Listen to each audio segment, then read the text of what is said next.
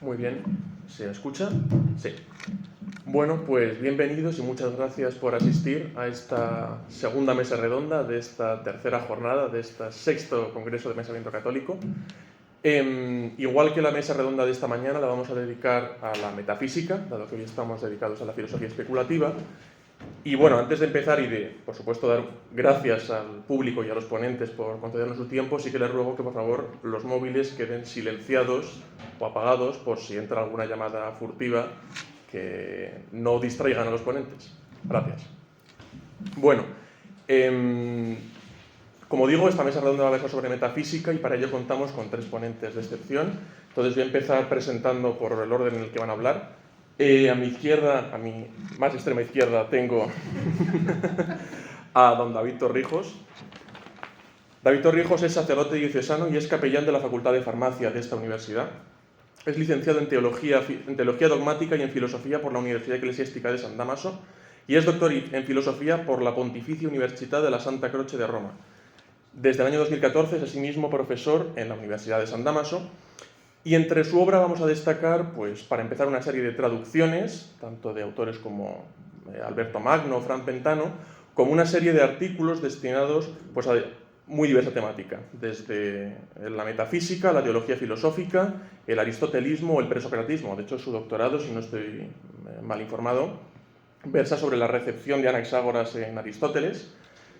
Y asimismo vamos a recomendar una de sus obras principales. Es el único que sabes que ha escrito sobre Anaxágoras. Ah, vale. Pues mira, algo sé. Y vamos a destacar un libro de reciente publicación que se llama Predestinación y Libertad, escritos en torno a la controversia de Auxilis, de la editorial EUNSA, de la Universidad de Navarra. Pues don David Torrijos, muchas gracias. A mi izquierda tengo a la doctora doña Rosario Newman, que es doctora en Filosofía por la Universidad de Navarra y es licenciada en Historia por la Pontificia Universidad Católica de Chile. Ha sido profesora en diversas universidades, tanto de Chile como de España. Pues en España cabe destacar que ha sido profesor en la Universidad Católica de San Antonio, en Murcia, y actualmente es profesor de la Universidad también Eclesiástica de San Damaso. Es asimismo miembro del Instituto Santo Tomás de la Fundación Valmesiana de Barcelona y ha participado en multitud de ponencias, en simposios, en congresos. De hecho, bueno, ahora que lo pienso, yo creo que los tres han participado en los dos últimos anteriores seguro, y con lo cual ya sería el tercero consecutivo en el que participan de estas jornadas de catolicismo.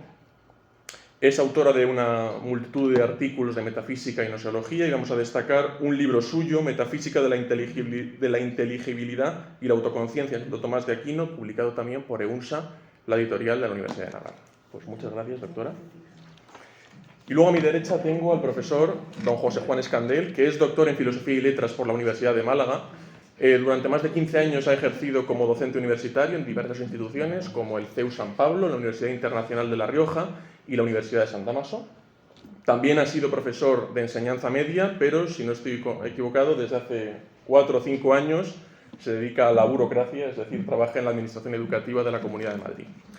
Bueno, es miembro también del Instituto Santo Tomás de la Fundación Valmesiana y entre su obra, que está centrada en la metafísica aristotélico-tomista, vamos a destacar su orientación al estudio de un insigne filósofo español, Antonio Millán Puelles, del que, bueno, también hay otros discípulos en esta casa, veo al profesor Rovira que está ahí sentado. Y por ello ha participado y participa, de hecho, regularmente en seminarios y en ponencias dedicados a la vida de este insigne filósofo español. Tiene multitud de artículos escritos y vamos a destacar, pues, uno de relativamente reciente publicación, que es Muerte e Inmortalidad en la Filosofía de Antonio Millán Puelles, publicado en 2020 en la revista Claridades. Doctor, muchas gracias por acompañarnos. Y bueno, sin más dilación, pues le cedo la palabra al profesor David Torrijos, cuando quiera. ¿Cuánto tiempo tenemos? Media hora, 40 minutos como mucho. Sí, no, media hora. Buenas tardes, muchas gracias por la amable presentación y en fin, muchas gracias sobre todo por darme la oportunidad de estar aquí de nuevo con vosotros en estas jornadas. A mí me da un poco de vergüenza volver aquí a aparecer, pero bueno, para mí sobre todo me hace tanta ilusión estar que bueno, espero que me soporten un poquito más, ¿no? Entonces, como habrán visto, el título que he elegido para esta ponencia es una enormidad. Espero que ninguno sospeche que vengo aquí a defender que la metafísica la hemos inventado en España en el siglo XVI, ¿no? Pero es que hace unos años estuve yo en un congreso cerca de París y donde una profesora defendió esta cosa. A mí me parecía tan bárbaro, ¿no? Que decía, bueno, la metafísica, así en latín, ¿no? Como la he puesto en el título, es una ciencia que se ha inventado, es algo que se ha inventado en el siglo XVI, supongo que estaba pensando sobre todo en Suárez, y bueno, lo que había habido antes era otra cosa, algo así como lo que hace Platón, la Tam Metafísica, el comentario a los Metaphysicorum de Aristóteles, pero una ciencia sistemática organizada como la metafísica tal como nosotros la conocemos, eso solamente se inventó en el siglo XVI. Y pensaba, yo creo, como digo, pienso en Suárez, a quien mencionó, y en Descartes, a quien también mencionó, pero el caso es que luego he ido a las actas del Congreso y no he encontrado esta enormidad publicada, así que quizá fue que yo no domino el francés suficientemente bien, pero vamos, si no, no se me habría olvidado, no me acordaría.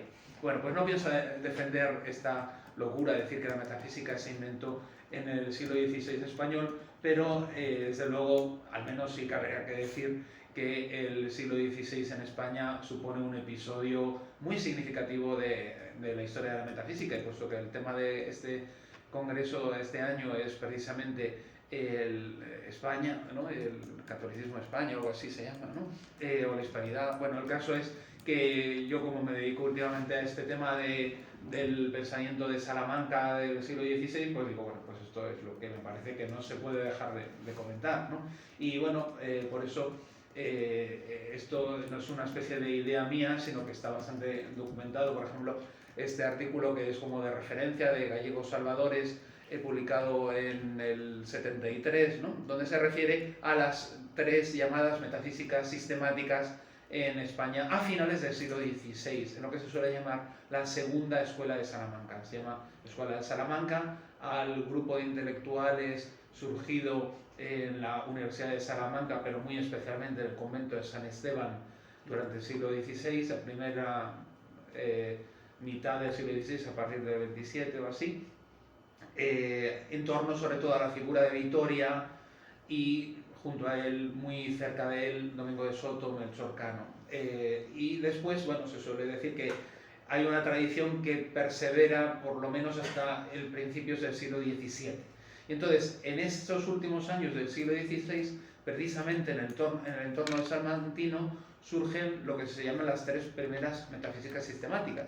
La primera de ellas es la de Diego Mas, que es la que he traído yo aquí. Publicaron en Navarra, tuvieron el gusto de traducir y de republicar. Y bueno, un poco vengo a hablar de ella porque, a pesar de la publicación y todo, pienso que se habla bastante poco, ¿no? Y junto a ella, publicada en 1587, o sea, 10 años antes de las famosas disputaciones metafísicas, ya había publicado este dominico Diego Mas, valenciano, estudiado, o sea, que se ha formado en Salamanca, aunque luego será profesor en Valencia. Este publica la que se podría llamar la primera metafísica sistemática, a la cual me referiré un poco después. Y de hecho el nombre es significativo, ¿no? Metafísica Disputatio, ¿no? No sé si les suena, ¿no? A Disputaciones Metafísicas de Suárez.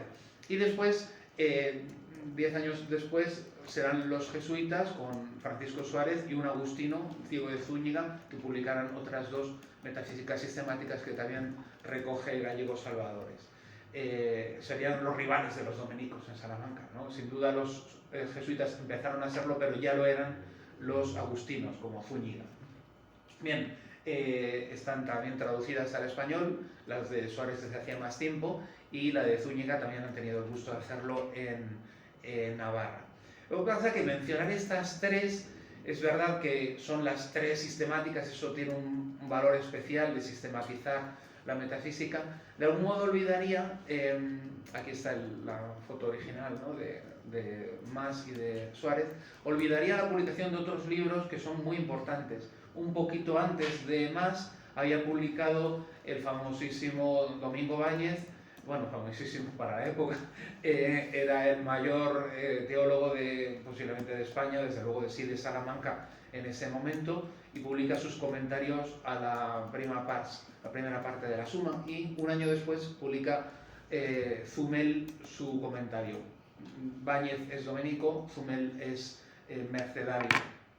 Y bueno, los dos son un episodio importante de la historia de la metafísica, porque a Báñez lo han rescatado en el siglo XX, sobre todo Gilson, porque según Gilson, Báñez es el único que se ha dado cuenta de esto que hemos descubierto en el siglo XX, del ser, que se había quedado olvidado, no sé cómo me lo he dejado, el ser que se olvida, ¿no? Parece ser. Bueno, pues el ser que había sido olvidado incluso por los tomistas, ¿no? Según el parecer de Gilson, ¿no? Bueno, junto a este yo también pondría a Pedro de Ledesma, que había también dominico, discípulo de Báñez, formado por lo tanto en el mismo ambiente que Diego Mas, que publica poco después un tratado sobre Dios, pero muy metafísico, porque es sobre Dios como ipsum esse subsistens, como el ser, el puro ser subsistente, en el cual también habla del ser creado, por tanto, y de hecho pues hay incluido en cierto modo una metafísica, aunque quizá pues, no tan sistemática, ordenada como la de Suárez, ¿no? Bien, pues esto es una pequeña introducción para hablar de un enorme episodio que requeriría más detalles, tanto desde el punto de vista histórico como desde el punto de vista sistemático. Pero yo quisiera aquí sobre todo fijarme en la figura de Cornelio Fabro, que es el cura que tienen ahí en la foto, que escribió en el año 1958 un artículo, iba a decir otra expresión, bueno, criticando la metafísica que se ha desarrollado en torno al tomismo y que de algún modo ha llevado al oscurecimiento, como él dice, del ser entre los tomistas. Y entre ellos, uno de los que pone a caldo es a Báñez, ¿no? A Domingo Báñez, a quien se le considera como el padre de todo este movimiento metafísico de finales del siglo XVI. Ojo que Báñez es, sin embargo, para Gilson, el que sí había visto ese elemento existencial del ser y ese elemento del ser como acto, bueno, aunque eso es una expresión un poco de Fabro, ¿no?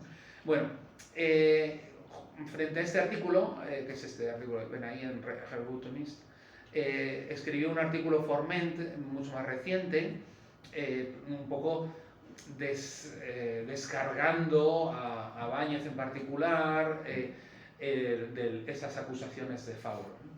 Pero, en cierto modo, yo querría continuar, ¿no?, este tema, porque aunque Fabro no lo toca, yo quisiera, no lo toca en ese artículo, por ejemplo, en Participación y Causalidad, toca un tema que hoy en día casi es un dogma entre muchos tomistas, ¿no?, y que, bueno, lo traigo aquí un poco por polemizar, ¿no?, para ver cómo Diego Mas, en concreto, por poner uno de estos metafísicos dominicos, con los que me siento yo más afines, plantean el problema de la relación del ser y la esencia, pero, vamos a por lo difícil, el ser y la esencia de los accidentes.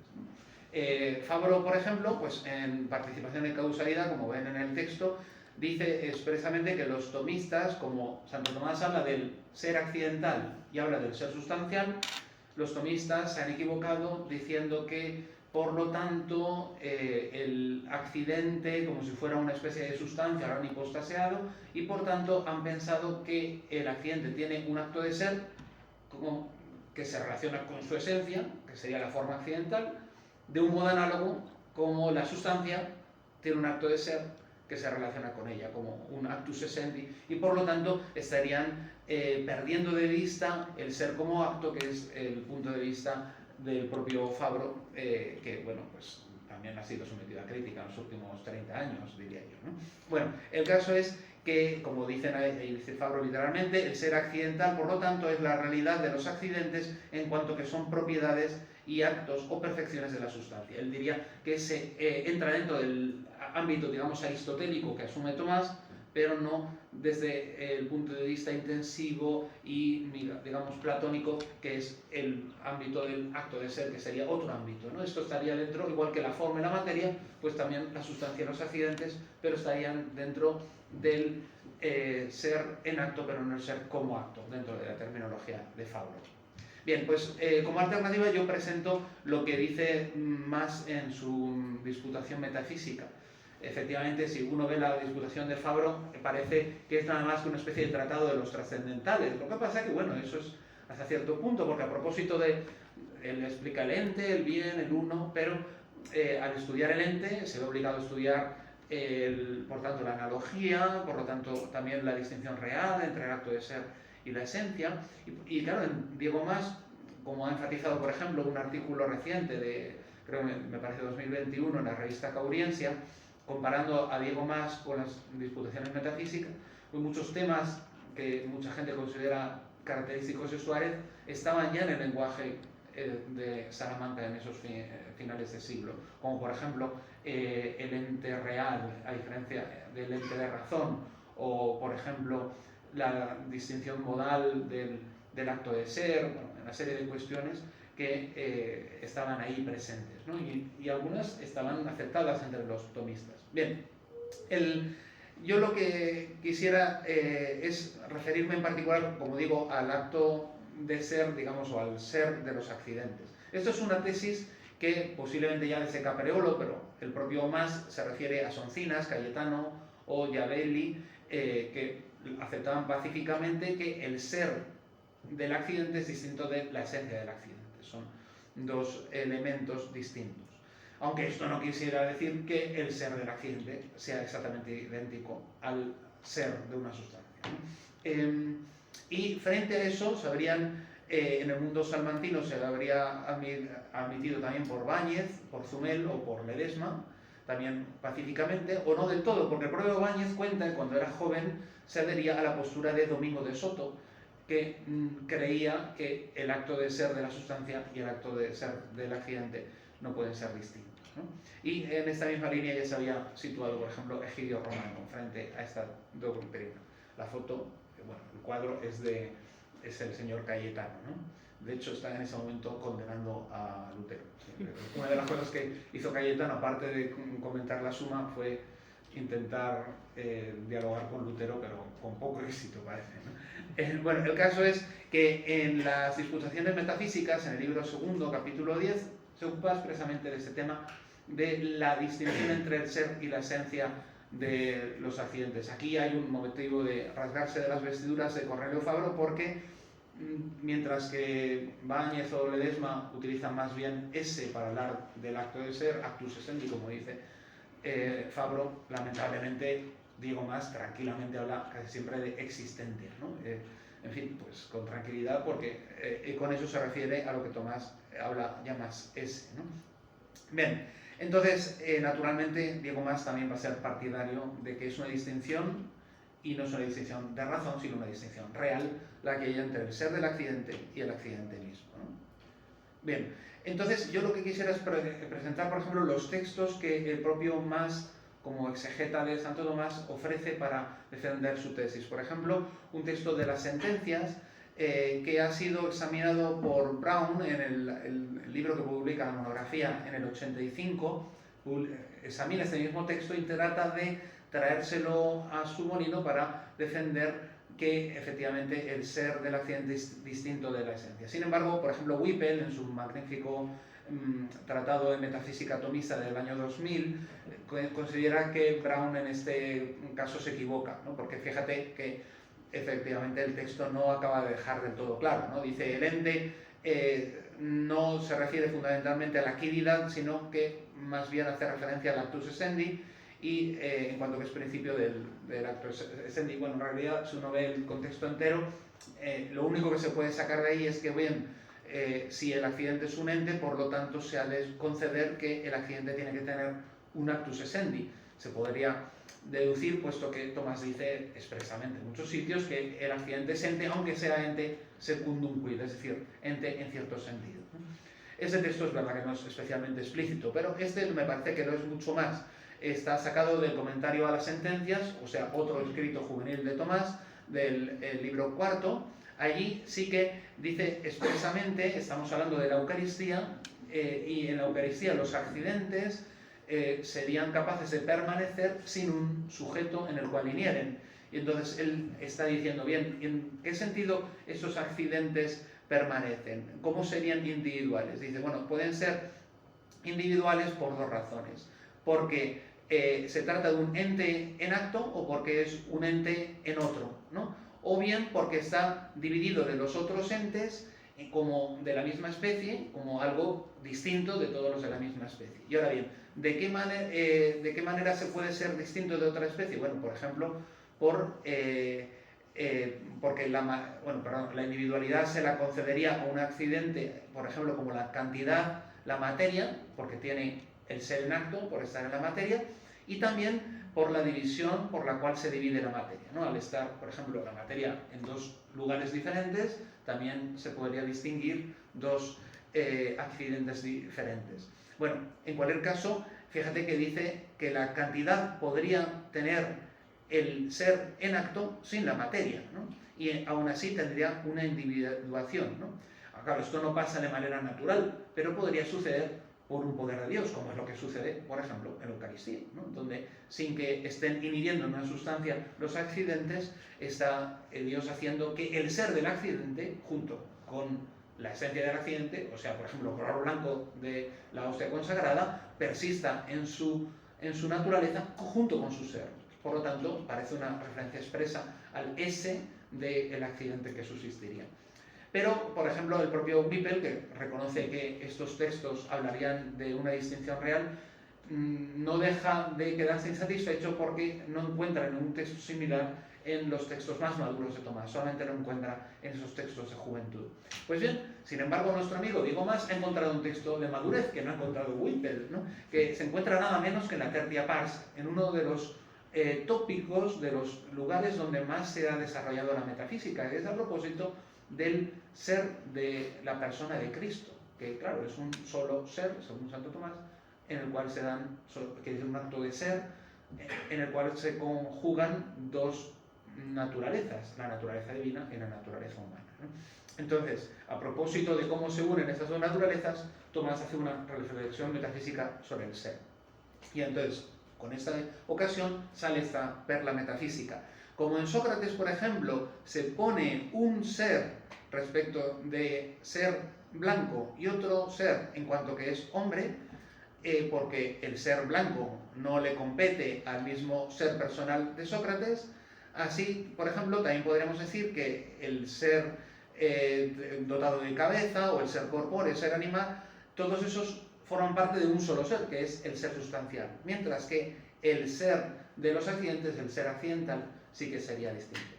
Claro, esto podría quedarse en el nivel de la esencia, como ciertamente en algunos textos el verbo ser no siempre hace referencia al acto de ser, propiamente dicho. Y esto incluso Fabro se da cuenta y todo. Pero es que estamos hablando de la metafísica, de la composición del cuerpo de Cristo, de la naturaleza, de la persona de Cristo. Y aquí, naturalmente, ese hay que tomarlo en sentido estrictísimo.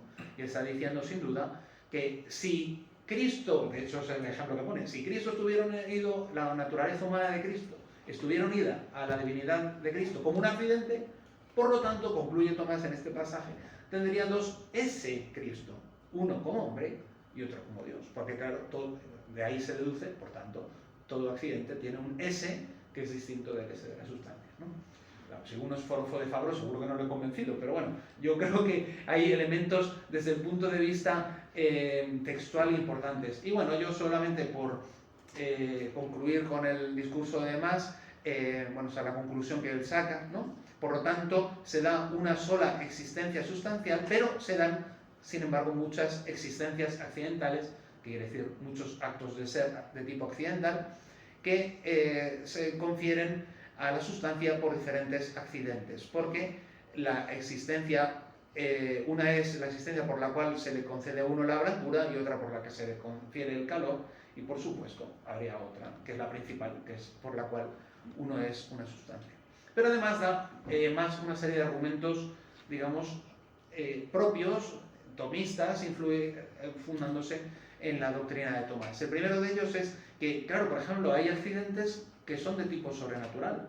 Para Tomás de Aquino, la fe, la esperanza, la caridad o la gracia infusa son accidentes en el orden ontológico, pero aún así estos accidentes serían de tipo sobrenatural, no serían de la naturaleza humana.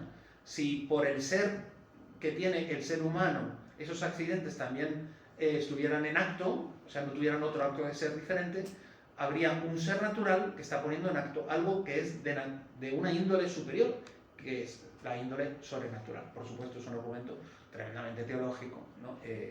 Para la metafísica, pues quizá no es así autoevidente, ¿no?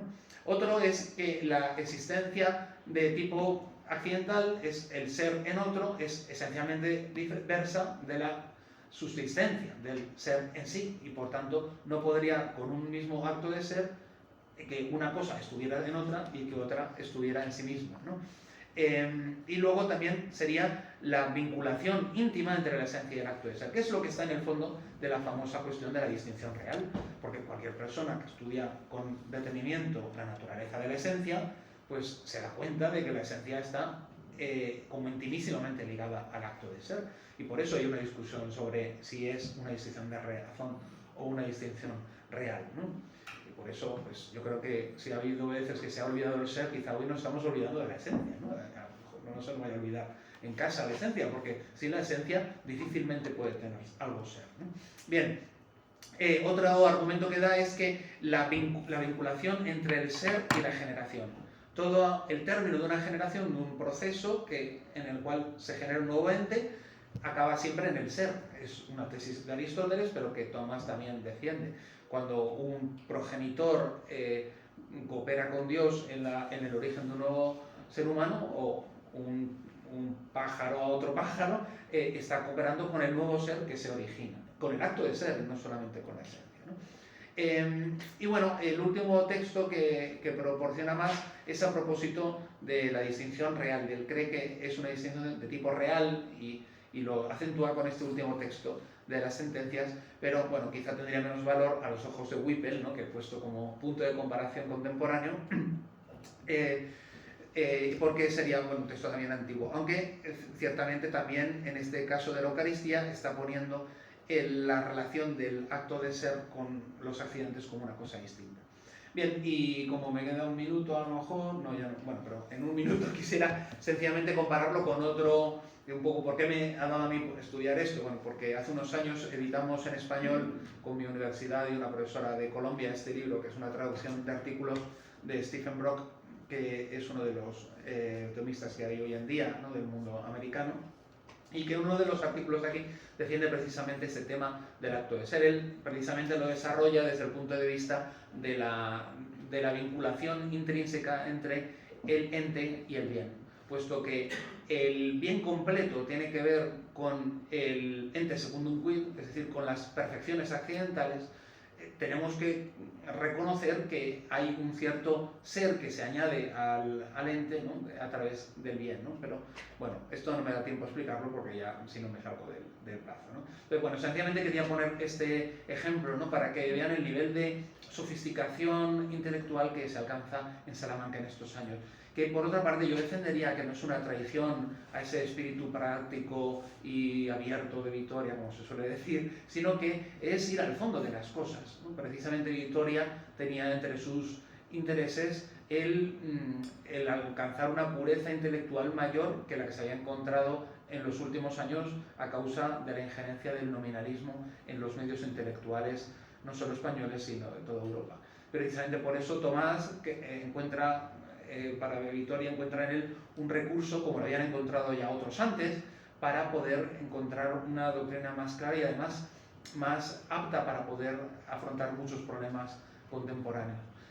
Por eso creo yo que ir hasta el fondo de la metafísica de Tomás, sin necesariamente llegar a sofisticaciones quizá inútiles, como posiblemente pudo pasar a partir del siglo XVII, no creo que sea una traición al estudio y la profundización de la filosofía clásica, ¿no? Sino es, en el fondo, tomarse en serio esta filosofía con una vocación metafísica, que al fin y al cabo de lo que se trata es de entender lo mejor posible las cosas mismas. Muchas gracias por su paciencia.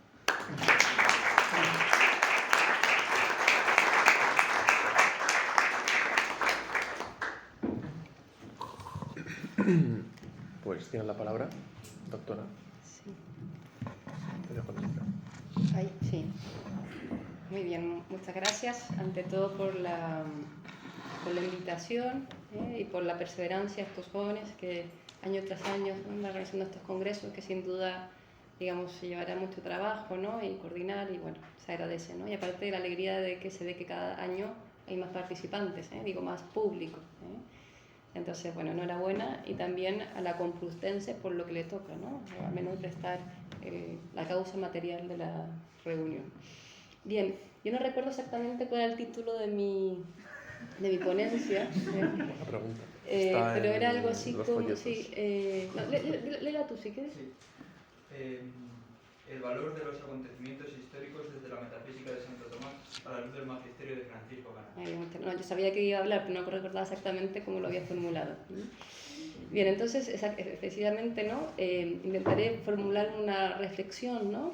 Sobre qué valor tiene la realidad histórica, desde una metafísica, desde Santo Tomás, y lo que conocéis, digamos, muy influenciado por Canals y la Escuela Tomista de Barcelona, pero que yo he sido formado ahí, y bueno, me sigo nutriendo de aquello.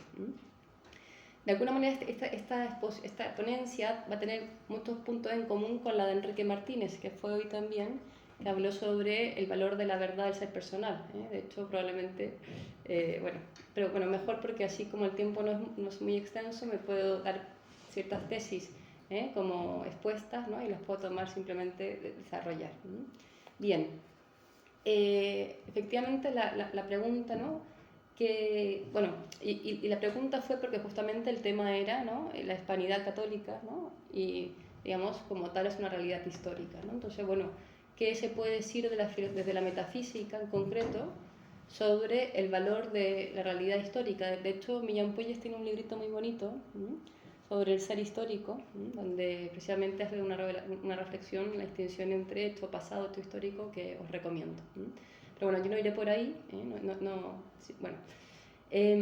Bien, si os acordáis, si tenéis en mente, ¿no? Los antiguos consideraban que la historia era maestra de la vida, porque, digamos, era un conocimiento que te permitía aprender experiencia en su visión psíquica de la historia, que te permitía, digamos, afrontar con mayor seguridad el tiempo presente, ¿no? Las cosas se repiten en el tiempo, la visión cíclica, y por tanto desde ahí, digamos, se constituía en maestra, pero no podía ser considerada propiamente un saber científico. No obstante, tenía valor por esto de que, digamos, te enseñaba a vivir. Ahora, la pregunta es si podemos, desde unos supuestos metafísicos, ¿no? Hacer una reflexión sobre el valor histórico que no sea meramente instrumental, es decir, que se ordene a una cierta sabiduría que me permita, digamos, afrontar el presente, digamos, con más experiencia porque el presente se repite. Por otra parte, hay un artículo de Canals, que perdonadme, no recuerdo el título, que justamente se plantea esta cuestión, ¿no? Es decir, hasta qué punto la historia, la biografía de una persona tiene valor especulativo si, digamos, todos reconocemos desde unos supuestos de teoría de conocimiento, digamos, comunes, que, digamos, la ciencia versa sobre lo universal y lo necesario. Es decir, digamos, en la medida en que la ciencia es conocimiento cierto a partir de las causas, por medio del silogismo, y por tanto que aspira a conocer una relación necesaria entre la causa y el efecto, ¿no? Pareciera ser que el carácter histórico de los hechos queda al margen del interés especulativo. Este artículo, digamos, yo de alguna manera voy a tomar algunas tesis centrales y las voy a desarrollar. Bien, ¿cómo lo resuelve Canals? Lo resuelve apelando a lo que probablemente Enrique expuso en su ponencia, y es que para Santo Tomás, si el entendimiento tiene por objeto lo universal y necesario, no es porque lo singular, en su singularidad, digamos, carezca de inteligibilidad, sino porque el ente proporcionado a nosotros es el ente corpóreo.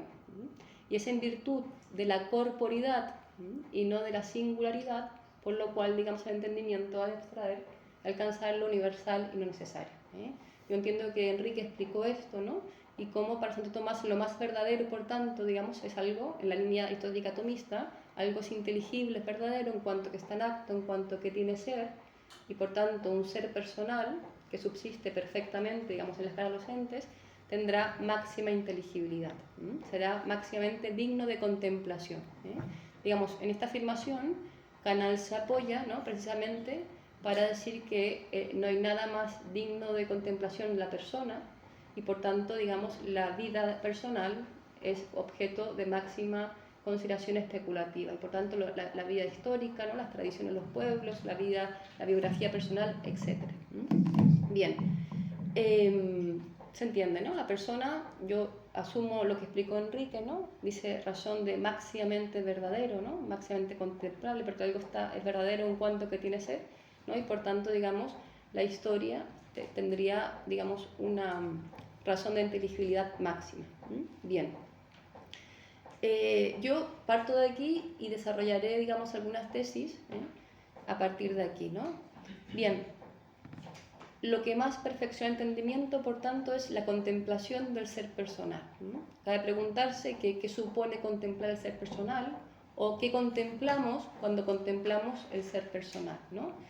Y, digamos, o en qué consiste una contemplación sapiencial del ser personal, ¿no? Porque lo puedo contemplar en su composición corporal, biológica, química, ¿no? Incluso la contemplación estética, ¿no? ¿Qué es esto de la contemplación especulativa de un ser personal que decimos Santo Tomás afirma que es lo más digno de ser contemplado? Y en esto también sigue una tesis de Canals, ¿no? Sobre todo en la última parte sobre la esencia del conocimiento, en que afirma que aquello que hay que contemplar del ser personal es justamente, digamos, aquello que le es más íntimo, más propio, ¿no? Aquello en que consiste su vida, porque, digamos, siguiendo Aristóteles, se puede decir que para los vivientes vivir es ser. Y cuando decimos que a contemplar el ser personal es aquello en que consiste su vida, ¿no? Hemos de asumir que, digamos, la vida del ser personal no se reduce a una serie de inclinaciones naturales comunes a la especie, ¿no? Que es justamente lo que hace que la vida de los seres no personales comunique toda ella en todos, digamos. La vida de un perro es igual a la vida de otro perro, ¿no? No hay nada a contemplar ahí porque, digamos, cada individualidad no es sino, digamos, la realización de algo común, que son las inclinaciones naturales de la especie, ¿no? Pero claro, ya decía Aristóteles en la metafísica, ¿no? El animal vive de imágenes, el hombre vive de concepto. Cuando hablamos de vida personal, ¿no? Nos referimos, por tanto, a unas inclinaciones comunes a la especie, sino justamente a aquello que tiene cada vida de único, novedoso, distinto, y que tiene que ver justamente con su dignidad personal, la posesión de su acto de ser, y por tanto la capacidad de ser causa sui. Causa sui en el sentido de que sus actos le pertenecen. Es un ser libre, ¿no? Responsable y capaz de actuar. Y de alguna manera, digamos, contemplar la vida de alguien es contemplar esos actos personales de libertad, novedosos, ¿no? Etc. Ahora bien, y esto es lo que Canals, digamos, un poco desarrolla sobre la esencia del conocimiento, y ha trabajado este tema Enrique Martínez y toda la escuela tomista de Barcelona, es que la libertad, digamos, sigue un concepto, es decir, que la vida humana propiamente tal es vida según concepto. Concepto en el sentido, digamos, agustiniano, palabra del corazón, verbus cordis, ¿no? Es decir, que, digamos, para que liberada la libertad de la inclinación de la naturaleza no se vuelva meramente azar, en pura casualidad, digamos, esa libertad, digamos, va a seguir aquel concepto que el entendimiento le presente, digamos, bajo la razón de bien. Una palabra interior en la cual el viviente, el hombre racional, se diga a sí mismo en relación al fin. Una palabra en la cual, digamos, quede él dicho, ¿no? En relación a su fin último. Y a partir de ahí, digamos, seguirán una serie de elecciones vitales que no manifestarán sino esa palabra interior. Es decir, uno cuando ve la vida de alguien, ¿no? Si es una persona más o menos coherente, alcanzará, digamos, por esos actos exteriores una cierta unidad vital que tienen que estar fundadas, digamos, en un verbo amado, una palabra en la cual él se haya dicho por qué vale la pena vivir, ¿no? Y según diga esa palabra se configurará una vida u otra vida, etc. Claro, la función de esta palabra es fundamental, en el sentido de que si no hay palabra, no hay libertad. Y sin embargo, digamos, a pesar de esta importancia fundamental de la palabra, digamos, con Aristóteles tenemos que afirmar a la vez que la vida humana consiste en acciones, es decir, que, digamos, no acaba todo en la palabra, sino que tenemos que ir realizando nuestra vida. Y en las elecciones nos podremos ir, ¿no? A la doctrina clásica, digamos, acercando, alejando, esto así como muy materialmente, ¿no? Respecto al fin. Bien, claro, y aquí introduzco, ¿no?, el tema de la realidad histórica. Claro, nosotros, a diferencia de Los Ángeles, ¿no?, tenemos un obrar, un vivir, ¿no?, que se da en el tiempo y en el espacio, que se va a dar la vida en sociedad, ¿no?, que se da asumiendo mucho que nos viene ya dado, ¿no?, una tradición, una familia, un apellido, ¿no?, y de alguna manera esa palabra del corazón en la cual nos decimos a nosotros respecto del fin, digamos, debe mucho a aquello que hemos recibido, pero digamos lo propio de los actos libres de un ser personal es que introducen verdadera novedad. Es decir, no es meramente un asumir lo que nos han dicho, sino que realmente volverlo a decir de un modo completamente nuevo, original, ¿no?, y capaz de conducirnos al fin. Pero en cuanto somos seres históricos, estamos en el tiempo, nuestras acciones no solamente, digamos, nos determinan en orden al fin, sino que también determinan el tiempo histórico en que cada uno de nosotros vive. Es decir, nuestros actos, podemos decir, tienen como la capacidad de formalizar la realidad histórica, ¿no?, constituirla, configurarla. Es decir, el tiempo histórico no es algo que recibimos pasivamente, sino que lo propio de un ser histórico, de un ser personal capaz de actos libres, ¿no?, es que con su obra puede ir configurando aquel tiempo histórico en el que vive. De modo que el tiempo histórico, en categoría aristotélica, se podría decir que es una especie de materia, ¿no?, que ya tiene su forma, que es todas las digamos, vivencias, ¿no?, las personas que lo han configurado, pero cada uno de nosotros con nuestro actor lo vamos como configurando. Eso en un sentido. Claro, afirmado esto, ¿no?, cabe preguntarse también, ¿no?, de qué modo, ¿no?, el tiempo histórico, la realidad en que vivimos, la tradición, influye o condiciona el surgimiento de esta palabra mental, ¿no? Porque no solamente es que el ser personal con su obrar libre, sus elecciones, sea capaz de configurar el tiempo histórico en que vive por medio de, bueno, infinitas cosas, ¿no?, el quehacer artístico, político, ¿no?, social, universitario, sino que también, digamos, en ese, digamos, engendrar una palabra en la cual yo me digo a mí misma como referido al fin, obviamente, digamos, es una palabra que no se dice de la nada, sino que asume todo aquello que recibimos por aquel contexto histórico en el cual estamos insertos, ¿no? Hay un modo de entender la vida, ¿no? Esa es la tradición. Y cuando hablamos de una realidad histórica, como podría ser la hispanidad, ¿no? Digamos, estamos refiriendo en última instancia, digamos, a un concepto de cómo ha de ser la vida, ya no en una persona, sino que, digamos, en un conjunto de individuos, en un pueblo, etc. Bien, ¿de qué modo entonces, digamos, esta tradición, este ordenamiento político, digamos, esta realidad cultural que es un pueblo, va, digamos, a influir en que cada individuo diga una palabra interior verdadera? Bueno, influirá, digamos, condicionando positivamente, y en el sentido, digamos, ayudando a que esa palabra sea verdadera, profunda, o más bien impidiendo que esa palabra sea verdadera y profunda. Digamos, la palabra tiene que ser dicha siempre en una dimensión personal. Es decir, la tradición es algo que se asume de un modo ciego, ¿no?, y mecánico, ¿no? De hecho, digamos, solamente podremos decir que hay tradición viva si hay seres reales, personales, subsistentes, que viven conforme una palabra verdadera, digamos, que representa esa tradición, ¿no? Si no, la tradición está muerta. Pero esa tradición, digamos, permitirá o dará la luz para que yo me pueda entender en última instancia en relación a mi fin, o lo oscurecerá.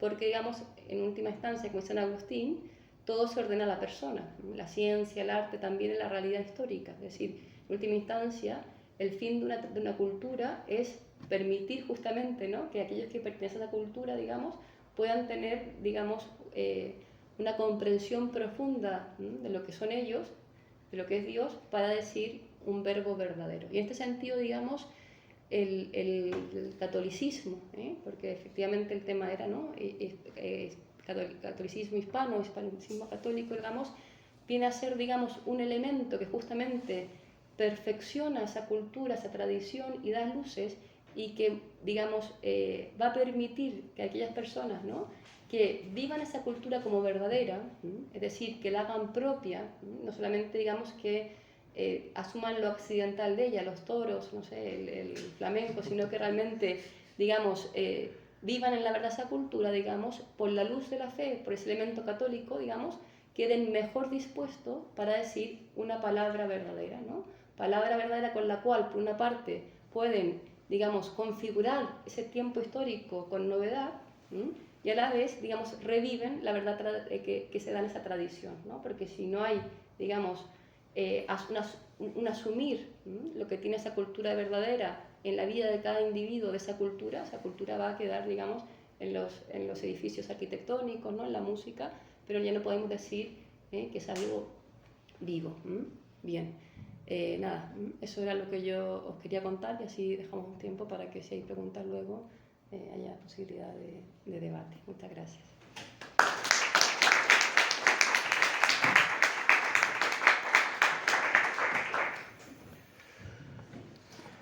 Pues muchas gracias. Estos micros. Bueno, pues grito un poco más. Muchas gracias, profesora, y le cedo la palabra al profesor Escandel.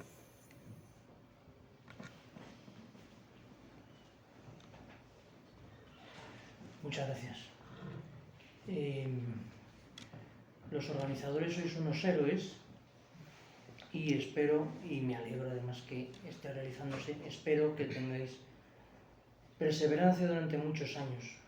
Que sea la 6ª edición de este congreso ya es llamativo, porque no suelen durar mucho estas flores. Que llevéis 6 años está muy bien, es para felicitarse. Esto es un milagro, ¿sí? Sois unos héroes, ciertamente. Yo me alegro mucho de poder contribuir desde mi burocracia y mis pobres reflexiones que puedo presentar ahora. Os agradezco también la posibilidad de poder torturaros un poco con mis ideas. Cuando he oído la expresión hispanidad y metafísica, me ha dado la impresión de que se conectan dos cosas extraordinariamente dispares, que se nos pide un ejercicio circense de conexión de cosas que tienen que ver una con otra.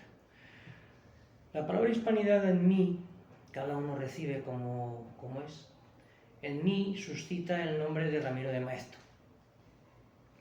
No es porque yo lo haya estudiado profundamente, sí lo he leído algo, pero es el primer nombre que viene a mi mente cuando se dice hispanidad. Porque en efecto Ramiro de Maeztu ha sido, si no el creador, el más intenso desarrollador de la idea de hispanidad en España en el último siglo. Así que por eso me he propuesto tratar de la hispanidad y de la metafísica en este autor.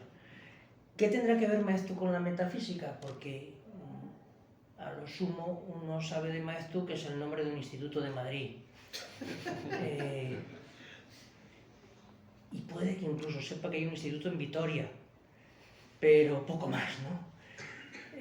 Si comienza a leer y entra, por ejemplo, en Wikipedia, pues sabrá que era un periodista.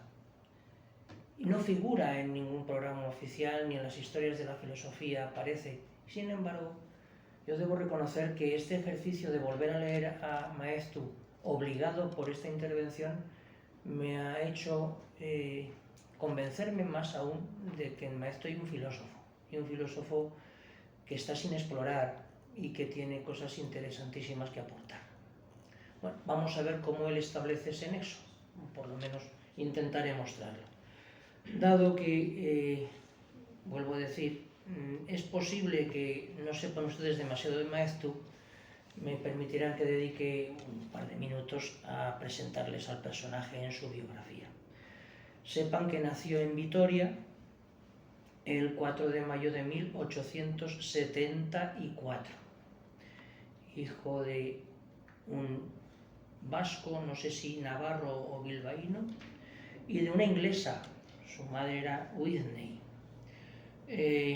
y murió asesinado el 29 de octubre de 1936 en Aravaca, con 62 años, que además coincide con mi edad, para más INRI, y ponerme más nervioso. Bueno, fue hijo de Manuel Maeztu y su madre se llamaba Juana Whitney. Fueron 5 hermanos, Ramiro, Ángela, Miguel, su hermana María, que fue una famosa pedagoga, y su hermano Gustavo, que fue un famoso pintor. Nació en Vitoria, como digo, su madre era hija del cónsul en Niza, se conocieron sus padres allí, pero se fueron a vivir a Vitoria. Luego, porque el padre tenía negocios en La Habana, pues Ramiro tuvo que ir a París y luego a La Habana para atender a los negocios que se hundieron. El padre falleció en 1894 y tuvo que regresar a casa pues, para organizar la vida. La madre pasó con sus hijos a vivir a Bilbao, donde puso una academia de idiomas. Y allí comenzó a vivir el bueno de Ramiro. Autodidacta, solamente estudió el bachillerato, no hizo carrera universitaria. Y ya entonces en Bilbao se inició en el periodismo. En 1897 se trasladó a vivir a Madrid, él, y entró en contacto con la vida literaria de la ciudad. Y formó inmediatamente con Azorín y con Baroja el llamado Grupo de los Tres, que fue el núcleo originario de la generación del 98. Ya entonces Maeztu tenía su importancia y su fama. Colaboró en revistas significativas de la época, con posiciones más bien próximas al socialismo. Era muy amigo de Unamuno. Fue, según parece, el que orientó a Ortega a dedicarse a la filosofía. Ortega estaba en duda de ser periodista o filósofo. Y parece ser que Maeztu le llevó hacia la filosofía. Luego Ortega se distanciaría, como solía hacer, de todo lo que oliera a tradición y catolicismo, ¿verdad? Bueno, en 1905, en el 97 estaba en Madrid, como he dicho, en el 1905, con 31 años, marchó a vivir a Londres como corresponsal, y allí vivió hasta 15 años más, 1920 y tantos. Esta estancia fue decisiva para su desarrollo intelectual, el contacto con los intelectuales ingleses, se empapó de espíritu inglés, se casó con una inglesa, de la que tuvo un hijo, Juan Manuel. Aun residiendo en Londres, realizó una estancia en Alemania, donde estudió con Cohen y con Harman. Tenía intereses filosóficos. Recuerdo haber leído también estos días, releído, una conversación que relata Maeztu en una conferencia que había dado Bertrand Russell en Londres, preguntándole cosas. En fin, los intereses filosóficos de Maeztu fueron constantes en su vida, aunque ciertamente nunca desarrolló una técnica filosófica estricta, ni tiene escritos que sean temática y plenamente filosóficos en el sentido académico de la expresión, ¿no? Pero quizás eso hace más fácil el leerle. Leerle es gratísimo. El español de Maeztu es liso, elegante, no cansa, diáfano, claro. Y quizás por eso también es menos filosófico, porque el filósofo suele con facilidad pues, presentarse como alguien que es profundo porque es oscuro, ¿no? Bueno. En 1919 regresa a España, ya siendo una figura intelectual consagrada, porque desde Londres enviaba sus crónicas a España. A la vuelta se mostró abiertamente partidario del gobierno de Primo de Rivera, lo cual le indispuso con buena parte de los intelectuales del 98, dio un curso de conferencias en Estados Unidos y publicó pues, algunas de sus obras más conocidas. Una de ellas es Don Quijote, Don Juan y la Celestina, y otro es El sentido reverencial del dinero, que les recomiendo muy vivamente, si no lo han leído. Lo de reverencial da la impresión de que consiste en que hay que hacer inclinaciones de cabeza ante un billete de 50 euros, y no es esa la idea.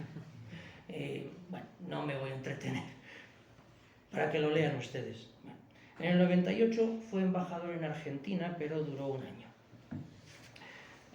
Se proclama la República en España en el 31 y Maeztu comienza la publicación de la revista Acción Española, que como sabrán ustedes pues es un núcleo de resistencia monárquico. Él fue el alma de ese grupo. En el 32 fue hecho miembro de la Real Academia de Ciencias Morales y Políticas y en el 35 de la Lengua. Fue diputado por Guipúzcoa por el Partido Renovación Española y luego pues en el 36, como ya he contado, fue detenido y fusilado en Aravaca. Como es tópico, Maeztu es considerado un autor católico, tradicional y de derechas, en cuya obra se suelen destacar los rasgos más descarnados y descritos normalmente con términos punzantes. Si quieren comprobarlo, lean lo que pone sobre Maeztu en Wikipedia para salir corriendo y perder todo interés por este autor. Y no es que se insista demasiado en esos aspectos más colaterales, pero sí resulta una figura poco simpática, por lo menos. En su obra se concentran los más variados temas, aunque, puestos a resumir, podría decirse que Maeztu es un filósofo de la historia, un pensador político, pero también un antropólogo y un moralista en buena medida. Su orientación fundamental podría encontrarse bien descrita en estas palabras del propio Maeztu, que además leo para provocarles un poquito. Dice: los tradicionalistas de la vieja cepa son hombres de principios, de dogmas, de postulados intangibles. Él, como he dicho, no era tradicionalista, valga la expresión, desde el inicio de su carrera. Evoluciona desde posiciones socialistas o un poco más liberales hasta estas otras más clásicas. Y sigue diciendo: los de la nueva cepa de tradicionalistas somos experimentalistas, que hemos tratado sin éxito alguno de conciliar el bien de España con el sufragio universal y la democracia, y por no haber podido conseguirlo volvemos ahora los ojos a las ideas de nuestros hermanos mayores. Es en lo que vive Maeztu en sus últimos años. Si él regresa a España en el 19 y si él anticipa ya en sus propios escritos que va a ser asesinado, es porque considera que su vida es un servicio a España. En ese sentido, no puedo evitar el que me venga a la mente, estas asociaciones mentales pueden ser buenas y pueden ser peligrosas, una cierta similitud con la figura de Sócrates, mutatis mutandis, ¿no? Sócrates aguanta el tirón pudiéndose evadir de la pena de muerte ante una acusación injusta. Maeztu aguanta en España sabiendo que le van a matar porque quiere con su vida contribuir al bien de España. Bueno, pues en eso creo que tienen cierto parecido. ¿Qué tienen que ver en Maeztu hispanidad y metafísica? Hay tres defensas que escribe Maeztu. Maeztu también había escrito: ser es defenderse. Hay tres defensas de las cuales Maeztu escribió 1 3/4. La primera que publicó es la defensa de la hispanidad, que es una serie de artículos en Acción Española. Lo segundo que escribe, pero no llega a terminar, los últimos textos los escribió en la cárcel y se perdieron, es la defensa del espíritu. Y la tercera obra que queda sin confeccionar y sin comenzar es la defensa de la monarquía, porque el propio Maeztu considera que esos tres temas se corresponden con los términos del viejo y tradicional lema español: Dios, patria y rey. Comencemos por la hispanidad y llegaremos después a la metafísica. ¿Qué es la hispanidad para Maeztu? Dice Maeztu: durante 20 siglos el camino de España no tiene pérdida posible. Con el latín llega el cristianismo y España abraza el cristianismo y la causa de su defensa. Hay dos momentos especialmente intensos de prueba de ese cristianismo español. Una es el arrianismo y otra es la invasión islámica. Y España superó al arrianismo y consiguió superar también al islam. Y a continuación llevamos la cruz al Nuevo Mundo. Prolongado esto con la defensa de la fe cristiana en Trento. Bien. ¿El ideal hispano en qué consiste para Maeztu? Es esencialmente la convicción que él saca de Vitoria, de Francisco de Vitoria, de que todos los hombres pueden ser salvos porque son libres. En Maeztu el tema de la libertad tiene una máxima importancia y un valor interesantísimo.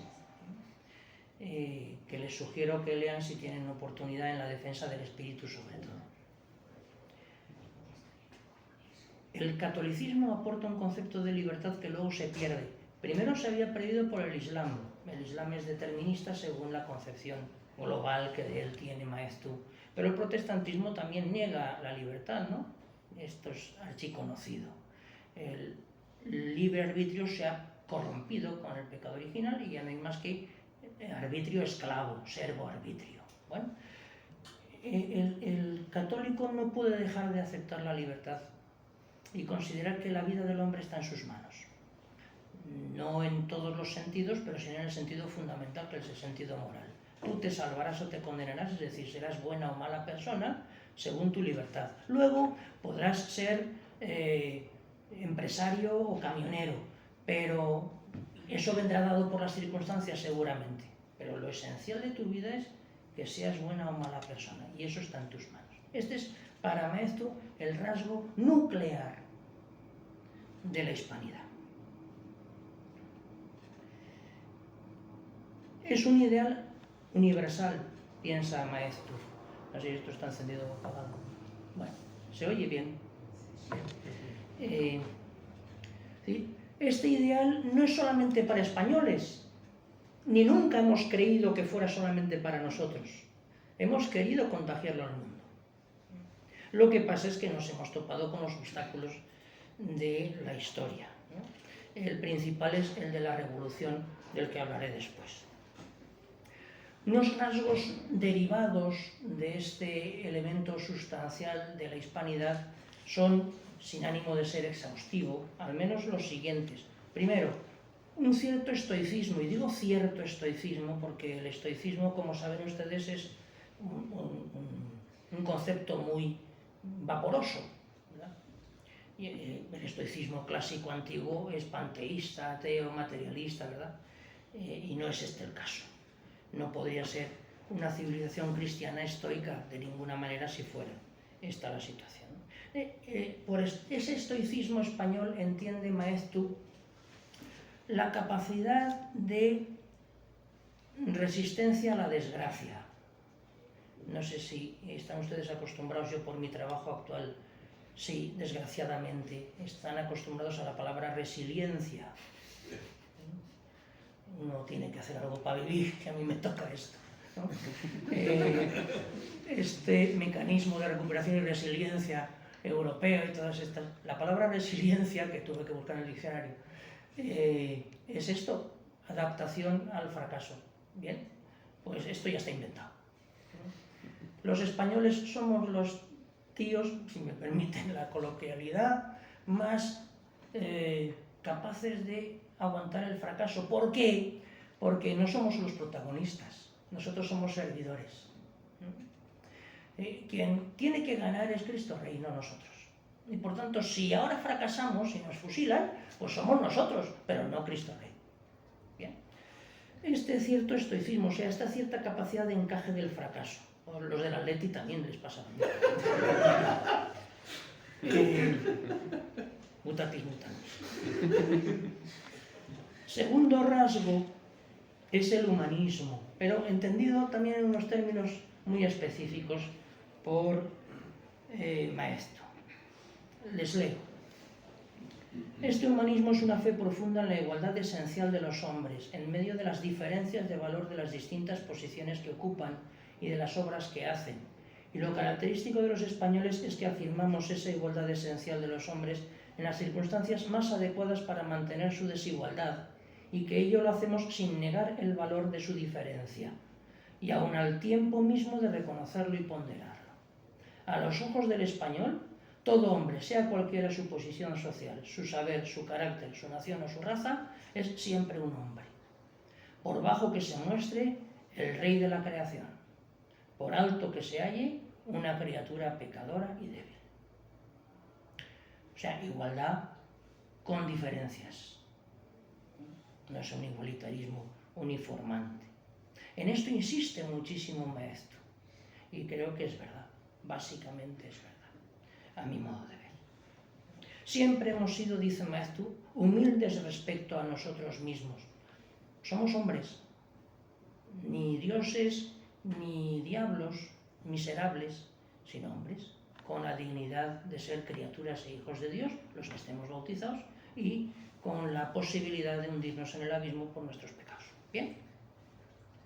Ni españoles ni hispanoamericanos nos creemos superiores a los demás pueblos, ni nos lo creímos jamás, ni siquiera cuando teníamos la certidumbre de estar librando las batallas de Dios, escribe Maeztu. Porque una cosa es creer en la excelencia de nuestra causa y otra distinta envanecerse de la propia excelencia. Bueno, este camino, este proyecto, este ideal se estropea, se interrumpe en 1700 con la muerte de Carlos II el hechizado. Y entonces que entra la revolución, Francia, el extranjerismo, el depender de las ideas de la revolución. ¿Qué es la revolución? Hay una cita que no puedo evitar leerles. Dice Maeztu: el fuero juzgo, o sea, las leyes visigodas, decía magníficamente que la ley se establece para que los buenos puedan vivir entre los malos. La revolución, en cambio, se hace para que los malos puedan vivir entre los buenos. ¿Qué errores están en el núcleo de lo que Maeztu suele llamar revolución? Que es lo que llamaríamos ilustración, modernidad. El humanismo moderno es relativismo, dice Maeztu. Yo en esto tengo cierta discrepancia que ahora expresaré. El relativismo significa que el hombre es la medida de todas las cosas, Protágoras. Y que todo lo demás es relativo al hombre. Tiene dos modalidades: el humanismo liberal orgulloso, que deja incontroladas las pasiones, y el humanismo materialista del colectivismo, que suprime toda moral. No me voy a entretener en la crítica a ambas cosas. ¿Por qué digo que esta tesis no me acaba de convencer? Porque yo siempre he pensado que el relativismo no es un punto de partida. O sea, los liberales no son primero relativistas y luego liberales, o los materialistas, en los términos de Maeztu, no son primero relativistas y luego materialistas, sino al revés. O sea, el relativismo siempre es un instrumento, nunca es un punto de partida. Pirrón, el padre del escepticismo clásico, las hipotiposis pirrónicas de Sexto Empírico. ¿Por qué defiende Pirrón que no hay verdad? Pues porque previamente ha decidido que para ser felices es necesario no comprometerse con la verdad. Por tanto, el escepticismo, el relativismo, que tanto monta tanto, no son más que instrumentos y consecuencias. Tú amas una felicidad del no quiero que nadie me moleste y por tanto pues todo es relativo. ¿Qué más da? No tiene valor, ¿verdad? El relativismo siempre es un instrumento, nunca una raíz, nunca una posición de partida. Pero sirve para entender la posición que quiere marcar Maeztu. Hay un tercer término que es el de naturalismo, que emplea mucho más frecuentemente Maeztu. Yo creo que pensando seguramente en Rousseau. ¿Qué es el naturalismo? El naturalismo defiende y justifica al hombre tal cual es en la actualidad, con sus pecados y pasiones, frente a las instituciones históricas que pretenden disuadirle del mal y estimularle al bien, ¿no? Ya que, en fin, estamos aquí, me permitiré una crítica clerical. Y yo estoy harto de oír en las homilías de las iglesias hablar de nuestras debilidades y faltas. Es mentira. Hay que hablar de los pecados. El naturalismo es esto. No, conformémonos con que somos malos. Todo el mundo tiene fallos. Nadie es perfecto. Y entonces, pues, todos, no sé, adulteramos 1, 2 o 3 veces al día, robamos lo que podemos, porque son debilidades humanas. ¿No? Y en vez de hablar de debilidades y faltas, ¿por qué no hablan de una maldita vez de pecados?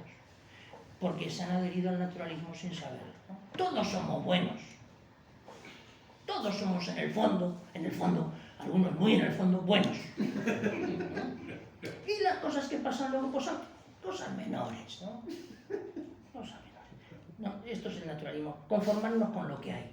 Esto es un desastre, pero ¿qué más da? Aquí estamos, tan ricamente, ¿no? es ser demasiado humano. Maeztu conoce bien a Nietzsche. Bien, hasta aquí la hispanidad. Y ahora falta la metafísica. ¿Dónde aparece aquí la metafísica? Bueno, aparece de una manera un poco retorcida, tengo que reconocerlo, pero creo que también nítida. La hispanidad, según la entiende Maeztu, es imposible sin la metafísica. Aunque él no lo diga en estas palabras. Porque, bueno, la metafísica se puede entender de dos maneras. El objeto de la metafísica o que se desarrolle la propia ciencia de la metafísica. O sea, metafísica en sentido objetivo y metafísica en sentido subjetivo. No quiero decir que para la hispanidad sean necesarios los tratados de Diego Mas y de Suárez y toda esta gente. No. Eso viene después. Lo que es necesario es reconocer la existencia de los objetos metafísicos. Reconocerlos a la manera como las culturas reconocen las cosas, que puede ser de una manera no expresa del todo. ¿Cuál es el objeto metafísico para Maeztu? El espíritu. Él dice que descubrió el espíritu gracias a Kant. Maeztu conoce, como digo, la filosofía de aquella manera, lee como un cosaco, pero no tiene una formación básica. Y fue Kant quien le despertó del sueño empirista. Los juicios sintéticos a priori le hacen ver, lo cuenta el propio Maeztu que le pasó, ¿no? Le hacen ver que más allá de lo mudable y de lo empírico inmediato, hay cosas que son para siempre. Esto que es para siempre, que Kant por supuesto resuelve como resuelve, Maeztu no le sigue en eso, eso es el objeto de la metafísica. ¿Qué es lo metafísico? Lo eterno, lo intemporal, lo espiritual. Se corresponde con el concepto clásico de la metafísica en el mismísimo Aristóteles, ¿no? Cuando, bueno, no me entretengo más en eso porque si no me pasaré del tiempo y me queda muy poco. Hay dos elementos en el pensamiento de Maeztu que pueden abonar lo que estoy diciendo. Uno es su idea de la unidad de la naturaleza y la libertad en el hombre.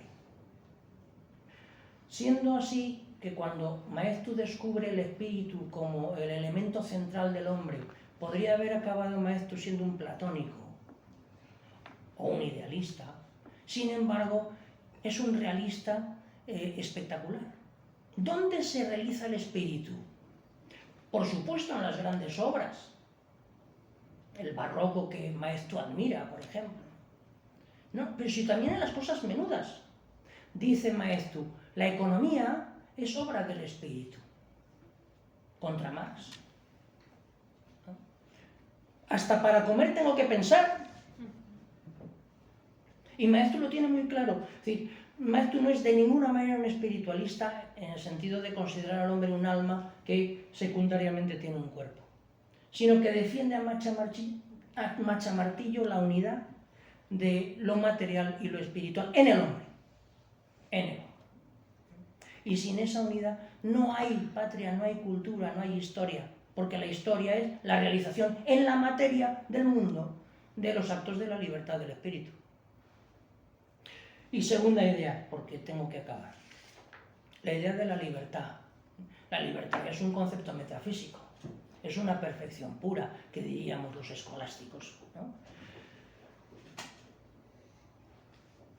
Ya he observado antes, las teorías de Maeztu sobre la libertad son sumamente atractivas. Principalmente les distingue dos: la libertad de arbitrio y la libertad moral. ¿Para qué tenemos la libertad de arbitrio, la capacidad de elección? Para conseguir la libertad moral. Porque la libertad de arbitrio, es decir, el estar abiertos ante las cosas, no construye nada. Es decir, la libertad que tenemos de poder levantarnos y caminar, o seguir sentados escuchando, o rascarnos una oreja, son posibilidades, pero mientras sean posibilidades no son realidades. La vida humana no consta de posibilidades, sino de realidades. De decidirme por, Yo puedo comer cualquier cosa ya, pero tienes que comer una. Si no decides por ninguna, no comerás jamás, ¿verdad? Puedo casarme con cualquier señora, sí, pero tendrás que concretar en una, ¿verdad? Porque si no, no te casarás. Sí, la libertad de arbitrio, esa apertura, indefinición ante la realidad, para Maeztu no tiene más valor que el ponerse a disposición de la libertad moral. ¿Qué es la libertad moral?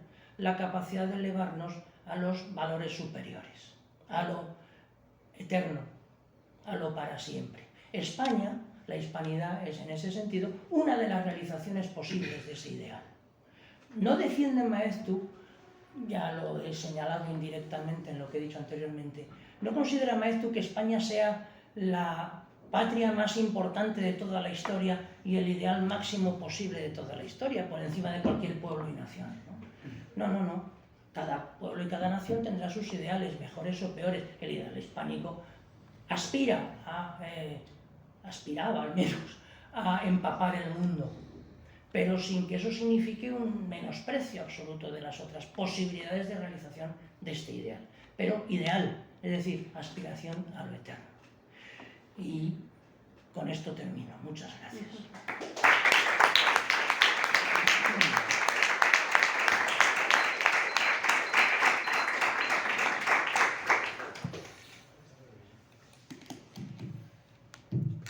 Muy bien, pues muchas gracias, profesor. Se abre un turno de preguntas, porque además hemos acabado con bastante tiempo, así que si tienen alguna pregunta pues, o comentarios, si son comentarios que sean muy breves, por favor. Yo quería preguntarle al profesor Escandel, ya que pues, su madre fue inglesa y él estuvo tiempo en Londres, ¿qué piensa, ¿no?, de la relación del mundo anglosajón o del mundo inglés con el ideal de la hispanidad? ¿No? ¿Llega a hablar algo de la cuestión o no la trata? Sí, claro que la trata, claro, faltaría más. Bueno, por supuesto que él vivía feliz en Londres y se adaptó perfectísimamente a la cultura de allá. Era un hombre muy cosmopolita. Londres le cambia la perspectiva. No llega a ser una conversión lo que tiene allí, pero sí que cambia mucho su manera de pensar el contacto con los intelectuales ingleses, es verdad. Pero al mismo tiempo considera que Inglaterra es la pérfida Albión. Hombre, esos tonos tan metálicos que acabo de ponerle con esos términos de Menéndez y Pelayo, pero sí que considera que el mundo anglosajón, Estados Unidos y Gran Bretaña, son normalmente enemigos de la hispanidad, sobre todo en Hispanoamérica, que es también un mundo que él conocía muy bien. ¿Sí? No, en eso no tiene empacho ninguno en decirlo con claridad, ¿eh? Una mezcla de las dos cosas.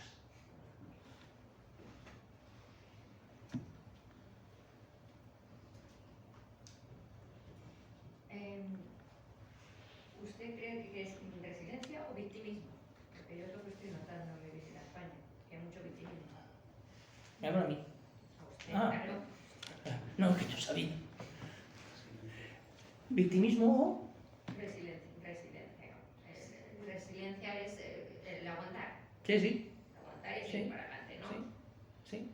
Sí, es español, pero yo no piensa que es más victimismo. Él no tiene el tono amargo de la generación del 98. Él escribe siempre esperanzado, pensando que ya en Europa hay una ola de resistencia ante la revolución. Yo creo que en eso está un poco equivocado. A los hechos me remito. Él pensaba que esto tenía remedio y por tanto no es simplemente acentuar los rasgos negativos. En la generación del 98 sí, se disfruta chapoteando en nuestra miseria, ¿no? La derrota, ¿no? Eso es. No, Maeztu no, en absoluto. En los últimos escritos constantemente habla de esto. En el famoso primer artículo que se publica en Acción Española en el 31, acaba así. O sea, ya Europa se da cuenta de que las cosas tienen que cambiar, que tenemos que recuperar el viejo espíritu. Ve autores y elementos en Europa, en efecto, que parecen apuntar en esa dirección. Maeztu no se limita a ser quejoso. Ya lamentar la pérdida de las viejas glorias. Yo no lo he leído en absoluto. Más bien me parece que propone que el ideal de la hispanidad sigue teniendo virtualidad para hacer posible una constitución política estable y de futuro.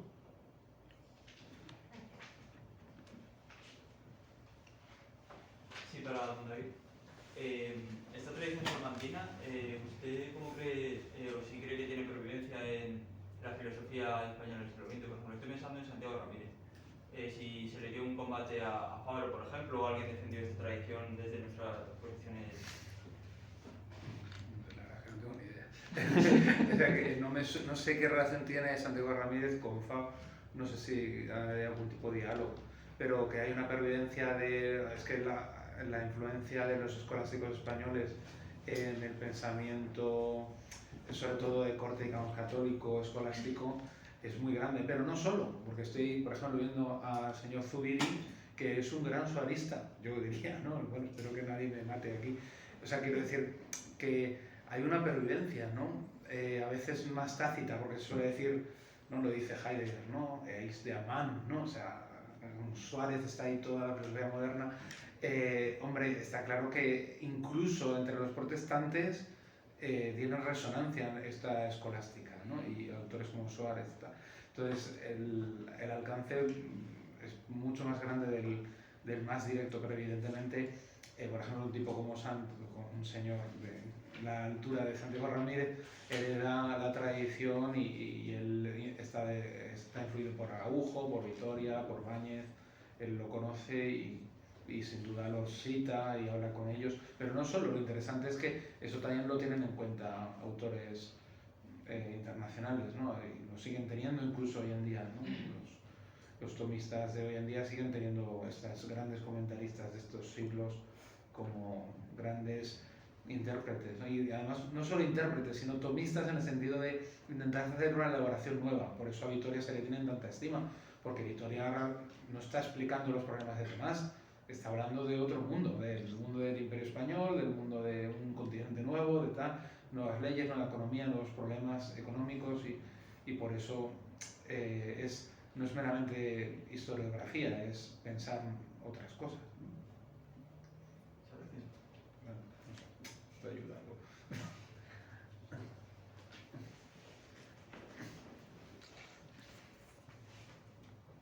¿Alguna otra pregunta?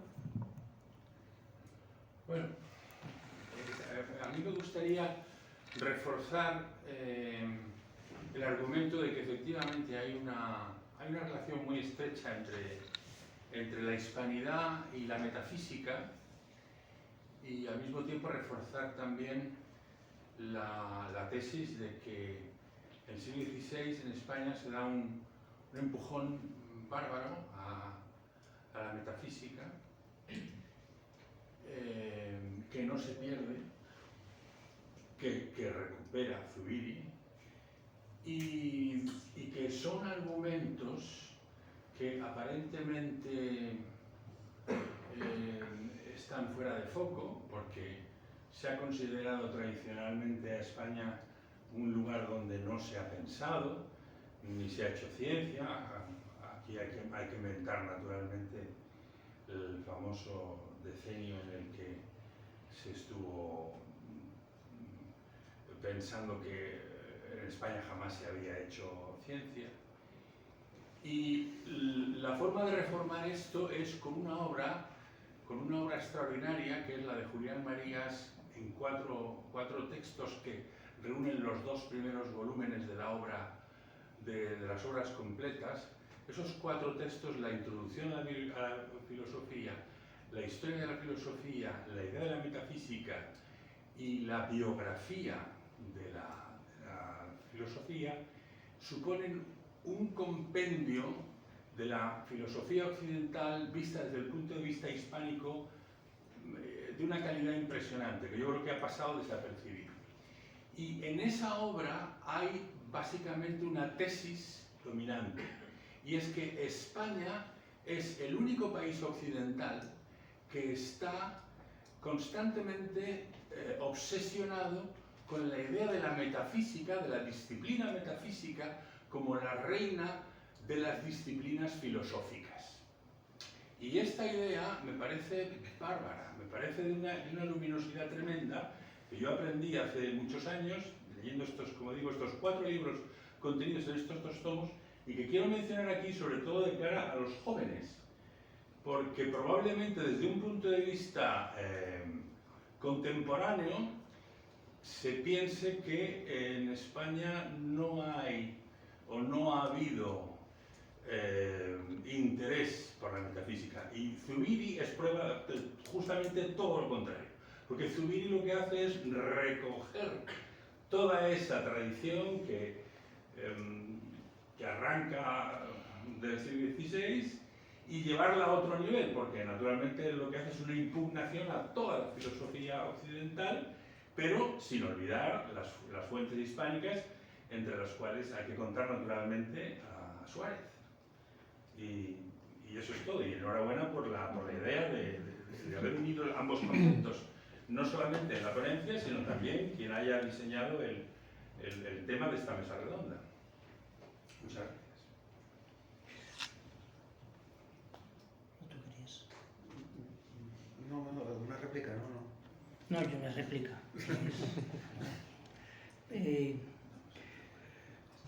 Maeztu comienza señalando la crisis de España en 1700, acentuada en 1750, en fin, la revolución, como una extranjerización. Critica muy claramente Maeztu el hacernos dependientes del pensamiento francés, de Rousseau, de lo que viene pero incluso antes del siglo XVIII, muy a principios del siglo XVIII. Yo creo que en el caso de Ortega y sus discípulos permanece ese prurito por la extranjerización, y por lo tanto su relativa atención a la escolástica española es eso, relativa y parcial. En Zubiri solo Suárez, y es el único, porque Ortega no desprecia la escolástica. Por lo tanto, la beta de unir hispanidad y metafísica, al menos tal como la plantea Zubiri, Maeztu, creo que hay que orientarla por otro lado, no exactamente por la línea de Marías, que es orteguiana, a mi juicio. Bueno, está bien. Ortega es el que claramente marca la línea que tiene que seguir Zubiri, y Zubiri hace lo que Ortega le ha dicho. Es decir, hay un momento determinado en que Ortega dice: hay que hacer en filosofía lo que se acaba de hacer en física, es decir, realizar una obra como la de Riemann que consiga darle la vuelta a todo lo que se ha hecho hasta ahora en filosofía. Es decir, evidentemente está hablando del cambio de la nueva física que se acababa de hacer en aquellos años en Europa, y Ortega marca ese destino metafísico que efectivamente él no hará, porque sabemos que él, por personalidad, era incapaz de hacerlo. Probablemente no por genio ni por lecturas, pero sí por personalidad. Ahora bien, el que sí que hace lo que su maestro le ha dicho es Zubiri. Pues Zubiri hace todo lo contrario, es decir, Zubiri escribe un libro cada 20 años desde que tiene 40, 60 y 80, y en esos 3 libros lo que hace es una impugnación completa a toda la metafísica eleática, es decir, toda la metafísica desde Parménides para allá, lo cual no es moco de pavo, y lo cual, bueno, que me corrija alguien si me equivoco, pero no se ha hecho, no hay nadie que lo haya hecho. Entonces me reconocerá que no continúa la tradición metafísica. No, sí que la continúa, vamos a ver. Va por línea distinta. Continúa. De hecho, el caso, ya que usted pone la relación entre Ortega y Zubiri, resulta llamativo el desprecio a que somete Ortega a García Morente, cuando se convierte y Morente predica en clase que se estudia el Gret, a la escolástica, pura y tomista clásica. Eso Ortega no lo puede soportar. Claro, es que no hay que igualar metafísica con escolástica. Esta metafísica del 16-17 sí que es escolástica. No, pero vamos a ver. Lo que yo defiendo y defiende la Escuela de Plata y está reflejado en esos 4 libros que yo he dicho es la preponderancia de la disciplina metafísica, no la escolástica. La metafísica no se identifica con la escolástica. Y ese es el genio de Zubiri y esa es la gran obra que España ha realizado Pues, resumiendo, habría que decir, si esa es la situación, si ese es el marco, Maeztu, cuando se refiere a los principios metafísicos, aunque no los mencione con esa terminología, está pensando en la metafísica escolástica. Y por tanto, la unión de hispanidad y metafísica es esa. La unión alma-cuerpo como acto y potencia, la libertad psicológica y libertad moral que he planteado, porque ya eran los temas fundamentales, eso es doctrina clásica. Sí, indudablemente. Y eso es impugnado por Ortega y sus discípulos. Luego, esa conexión, ojo, no es cualquier metafísica la que está presente en Maeztu en su relación con la hispanidad, sino es una metafísica acorde con la altura del ideal hispánico, que no es cualquier metafísica, sino una metafísica que admite la espiritualidad del hombre, la existencia de absoluto y la existencia de Dios. Claro, bueno, pero evidentemente la impugnación que Zubiri hace preserva todo eso, indudablemente. Lo que hace es que reformula a la altura de los tiempos, por decirlo en una expresión orteguiana, a la altura de los tiempos lo que siempre ha estado dentro del alma española, que es el realismo práctico, el realismo temperamental y el realismo metafísico, indudablemente. Entonces, Zubiri lo reformula incluso con un neologismo, que es reísmo. Es decir, claro, el problema en gran parte es que, si se me permite decirlo, es que Zubiri es un gran desconocido. Esa es la cuestión. Incluso creo yo que aquí en la universidad también es un desconocido.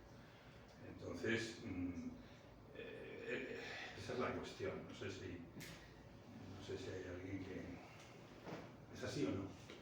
Sí, yo tampoco, yo soy un desconocedor de Zubiri, le he leído con poco fruto. Lo que me estaba acordando de una cosa de Santiago Ramírez, que por cierto está bien famoso por una crítica un poco dura a la Escuela de Madrid y tal. Bueno, dura, la verdad que no lo he leído, lo que escribió. Pero una cosa que me llama la atención es que a Santiago Ramírez lo está traduciendo al inglés. Aquí hay que leerlo en latín, porque naturalmente a nadie se le ha ocurrido traducirlo al español. Si lo han traducido al inglés ya en los últimos años, ¿no? En el mundo americano. O sea, aquí, y lo citan los americanos y todo. Pero yo quería preguntar sobre lo que ha dicho la profesora Neumann. Para mí me parece muy interesante esto, que bueno, incluso entra de alguna manera en la metafísica, si queremos, de la Escuela de Madrid, este tema de la vida, ¿no? De cómo... claro, las ideas no existen en los libros, existen solo en el espíritu, ¿no? Y como, por lo tanto, la hispanidad o los propósitos sociales tienen que estar en la relación entre las personas. A mí eso me parece que es algo que usted ha apuntado, que quería desarrollar y creo que sería bueno, o sea, como una especie de proyecto vital común, ¿no? De la libertad.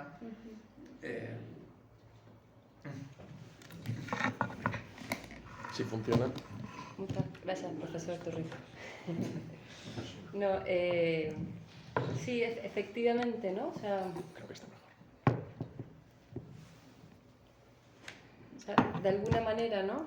O sea, como dentro de esta reflexión que hace Canals sobre la palabra mental en la vida humana, digamos, yo pensando que podía contar en esta reunión, claro, caí en la cuenta de que no solamente el ser personal tiene una palabra mental, sino que, digamos, también los pueblos, ¿no? Son, en el fondo, ¿qué es lo más nuclear de una realidad histórica, ¿no? Es una palabra que se va transmitiendo, ¿no? De padres a hijos, ¿no? Que tiene que ver con un modo de comprender mi estar en el mundo, ¿no? Con mi modo de entenderme en relación con Dios, con otras naciones, ¿no? Claro, pero que eso, digamos, para que sea realmente vivo, tiene que ser asumido por cada generación y por cada ser personal y dicto desde sí mismo, ¿no? Lo mismo que pasa en la educación, ¿no? Que así como, digamos, un hijo, aunque comience, digamos, a apuntar a aquello que sus padres le transmiten, hasta que no lo diga desde sí mismo, ¿no? Como palabra amada, realmente no lo posee, ¿no? No es lo mismo un pueblo, una cultura, ¿no? Como decir que un pueblo, una cultura está viva en la medida en que hay, digamos, seres personales concretos, ¿no? Digamos, que han hecho vida en sí mismos, ¿no? esa realidad, ¿no? Pero puede morirse una cultura. Claro, Podría morirse una claro, cultura. claro. O sea, en el sentido, digamos, una cultura muerta es justamente, digamos, la cultura que no es capaz de comunicar esa palabra, ¿no? De hecho, Spengler, como sabéis, digamos, en esta comprensión de la historia, ¿no? Cíclica, ¿no? Como un ser viviente, dice que uno de los signos, ¿no? En que una civilización ya empieza a decaer es justamente que no engendra, ¿no? Que no trae, porque, digamos, lo propio del engendrar, del dar vida, ¿no? El ser fecundo tiene que ver con que hay algo a comunicar, ¿no? Digamos, más allá de razones utilitaristas, ¿no? Económicas o prácticas, en el fondo, un pueblo, digamos, deja de traer hijos a la vida cuando no hay una esperanza, ¿no? No hay algo que comunicarle a los hijos, ¿no? En ese sentido, efectivamente, sí que puede, digamos, un pueblo morir porque no es capaz, ¿no? De transmitir aquella palabra que ha hecho vivir a generaciones anteriores, ¿no? Tienen que encarnarse en cada una de las vidas personales.